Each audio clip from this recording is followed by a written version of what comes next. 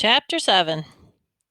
I pushed the heavy door open and walked in the library, and the air in the library isn't like any air anywhere else. First, it always is cooler than the air outside. It feels like you're walking into a cellar on a hot July day, even if you have to walk up a bunch of stairs to get into it. The next thing about the air in the library is that no other place smells anything like it. If you close your eyes and try to pick out what that is that you're sniffing, you're only going to get confused because all the smells have blended together and turned themselves into a different one.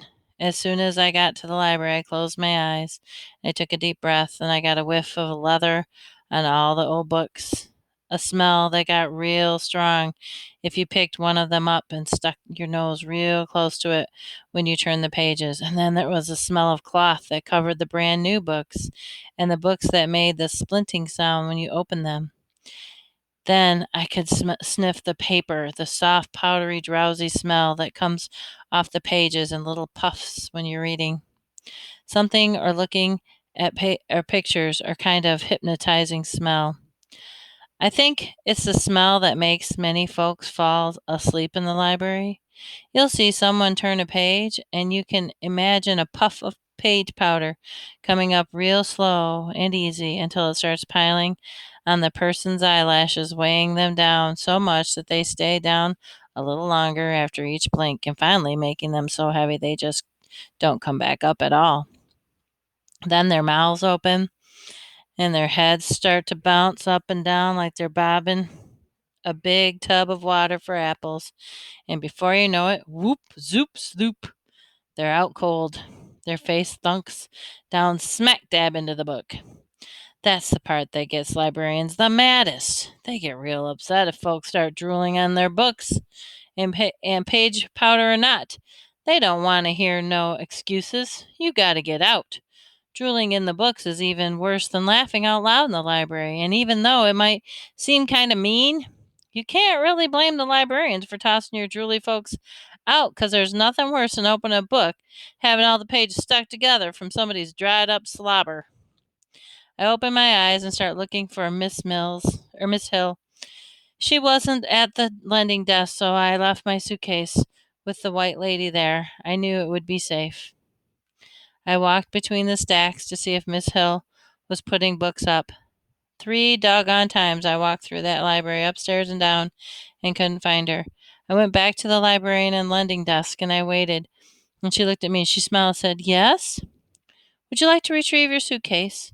She reached under her desk. I said, "Not yet, ma'am. Can I ask you a question?" She said, "Of course, young man. How may I help you?" "I'm looking for Miss Hill." The librarian looked surprised. "Miss Hill? My goodness. Hadn't you heard?" Uh-oh. That's number 16 of Bud Caldwell's rules of things for having a funner life and making a better liar out of yourself. That's one of the worst ones. Rules and things number 16. If a grown up starts a sentence by saying, "Haven't you heard?" get ready, because what's about to come out of their mouths is going to drop your head first into boiling tragedy. It seems like the answer to "Haven't you heard?" always had something to do with someone kicking the bucket. And not kicking the bucket in a calm, peaceful way like a heart attack or home in bed either. It usually was some kind of dying that will make your eyes buck out of your head when you hear about it. It usually is the kind of thing that will run you out of the room with your hands over your ears and your mouth wide open. Something like hearing your grandmother got her whole body pulled through the wringer on the washing machine, or something like hearing a horse slipping on the ice and landing on some kid you went to school with. I answered, "No, ma'am." And I got my stomach ready to hear about Miss Hill biting the dust in some way that was going to give me nightmares. The librarian said, "There's no need for you to look so stricken. It's not bad news, young man."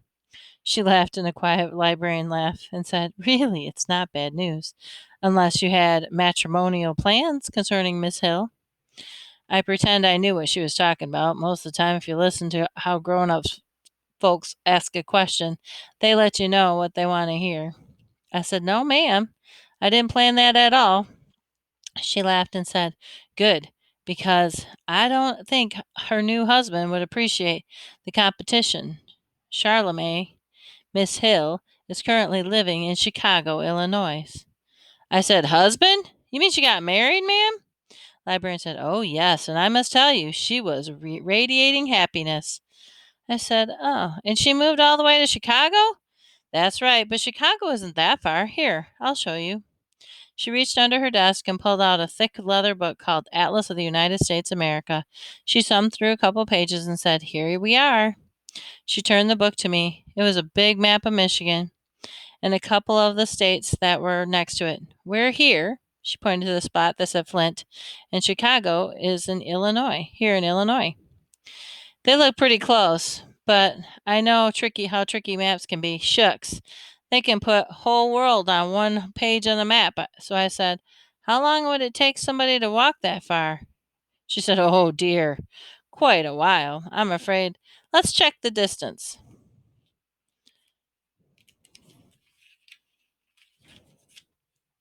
She reached under her desk and pulled out another thick book called Standard Highway Mileage Guide and turned the page that had a million numbers and city names on it. She showed me how to find Chicago on the line. It ran across the line to Flint. I was running down the page and looked at the number.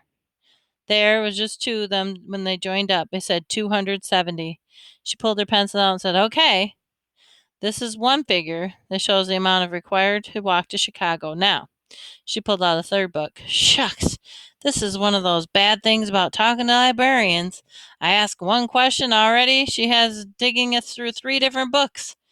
She thumbed through the book and said, aha, it says here that the average male gait is 5 miles an hour. Okay, so assuming you could cover 5 miles an hour, all you'd have to do is divide 270 by 5.